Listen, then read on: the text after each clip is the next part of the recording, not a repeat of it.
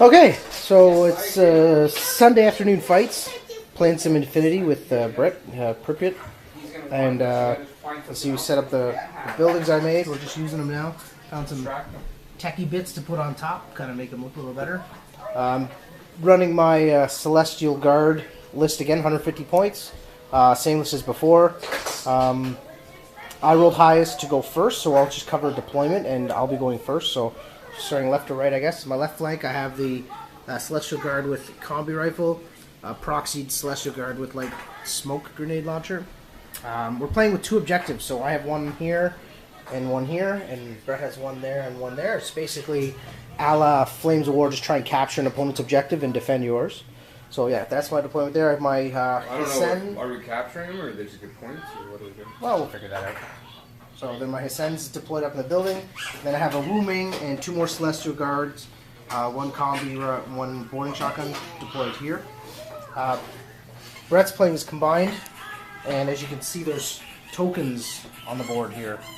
So all his stuff has got some level of camouflage. I think there's another one over there, right? Mm-hmm. And another one right up there.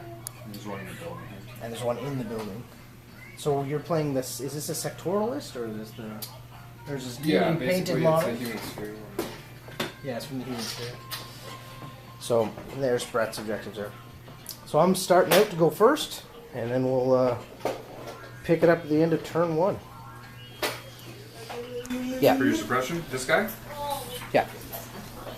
Right over top. Okay. So, pick up what happened here. So I went first. On my turn, basically spent a pile of orders on these guys, well, one each, and one on the Hisen who was up in the building trying to discover the impersonator. I got her down to stage 2. Down to stage 2, right? So I From did 1 to 2, yeah. From 1 to 2. And then used an order to put this Sen in suppression over top, so if he tried to move. And just for rules, it was sort of oddly written in different sections. So suppression says that friend or foe is moving, or an active order to a friend or foe model gets hit, and then under the rules for impersonator, it said a stage 1 or stage 2 impersonator gets treated as normal. If it moves, it gets shot at as normal. Oh, yeah. More or less. So what we didn't know was whether he could just shoot back and it would trigger it or not. Well, yeah, if I activated the impersonation, like gone back into stage 1, if that activates it. But then, and then I just advanced the 3 models here up around the corner, and as you can see, there's 3 dead markers there because he moved 2 camel guys up here, deployed 2 mines right at the corner, and using the teardrop, when I ARO'd to react to the guy moving, the mines went off. So 2 mines in succession killed 2 Celestial Guards and the heavily armored Wu Ming. Didn't pass any armor saves, of course, on anti-personnel strength 13, so they all died. So I lost actually half my force at the bottom of turn 1. Does that guy have Valor or anything? No. He has Dogged or the other one? The dude up top? Yep. No. Who has Valor? Nobody. Nobody? Okay. Nobody. So I lost those 3 on his turn. So then on top of my turn... LT. Yes, but my shooting did actually do 2 wounds and kill his lieutenant. So there's you could call it a saving grace, I guess. But so then on his turn, he only had a few orders. He designated a lieutenant, and then what did you do over here? Nothing. Nothing. I was worried you were going to shoot me, so I just didn't do anything. Literally. So then on my turn, I only had 4 orders. So, rolled 1 to try and get the second impersonation rule, failed. Second rule succeeded. And then I just used my remaining orders to put the combi rifle guy on the right here on suppression right over top. And then I moved my Hisen from this side of the building over to this side just to cover the advance there. I'm still above 60% on the board, simply because this guy is 62 points. So that helps me stay above. But basically, if I lose another model, I think I'll be in retreat. So, so it's not looking too good for me at the bottom of turn 1 now. So it's over to... Actually, this is technically halfway through turn 2. So I didn't do much, so I filmed here. and now it's on Brett. He's got everything but one model to go. So we'll pick it up and see how it turns out. I'll be lucky if I'm still around on the next clip. So bottom of the turn, actually not much happened. He advanced up here. You can see the one camel marker there.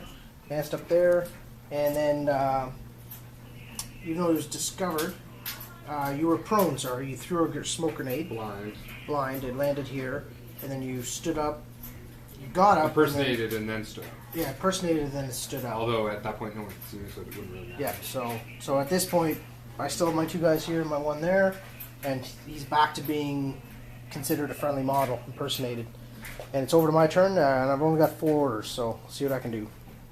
Okay, so that was this is bottom of 3, right? I have no idea. Probably. Yeah, bottom of 3. I basically advanced, tried to discover his impersonated model and failed. So on his subsequent turn, and then also moved my Hissend cover to try and provide ARO in case I figured you were going to try and move into assault and cover that. In doing so, Brett took advantage of my Hissend facing this way, so my 180 was about here.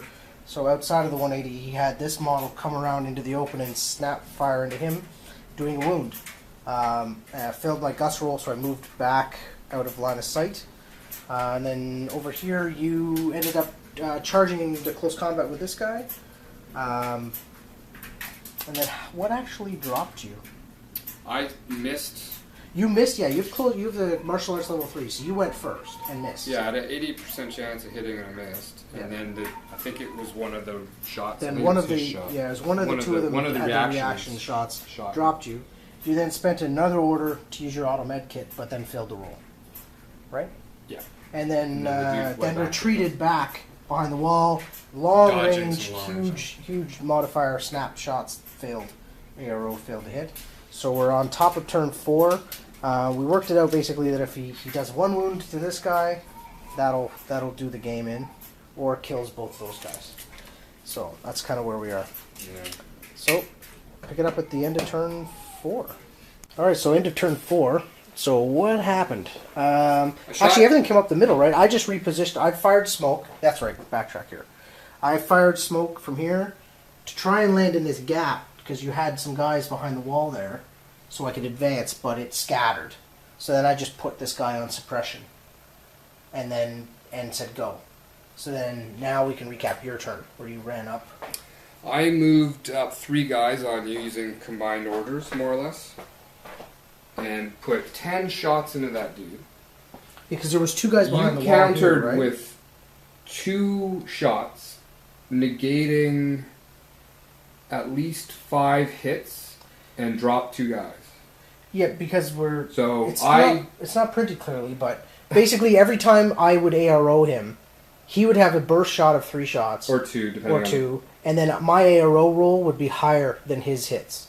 But I get more hits, and but I think it negates all the hits. And from what we can understand, if my ARO roll is higher and successful than all 3 of his burst shots, then his burst shots don't hit me at all. I shot him... I think I hit him 6 times. Well, I succeeded, I think, at least 6 times. Yeah, on my ascend here. You made 1 armor save on the one you didn't counter with a shot. Right.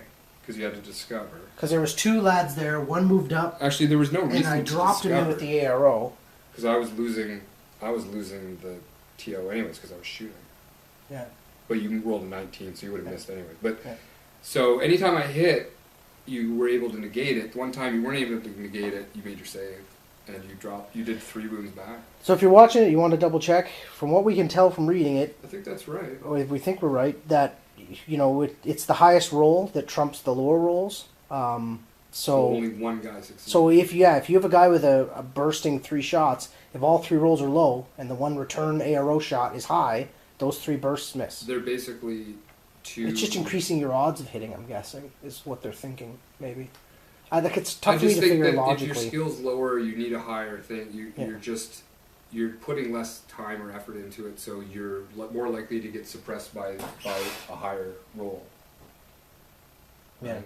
Like you start to move in on the guy, but because you're kind of spraying wildly, his more accurate shot derails your attempt to shoot him, and you were already shooting wildly, and his better shot negates you from hitting because you become even more wild with your shots. So what ended up happening was that there's actually a dead token underneath that guy. So that was one of the two guys there I dropped with the arrow, and then his teal camouflage guy came around the corner.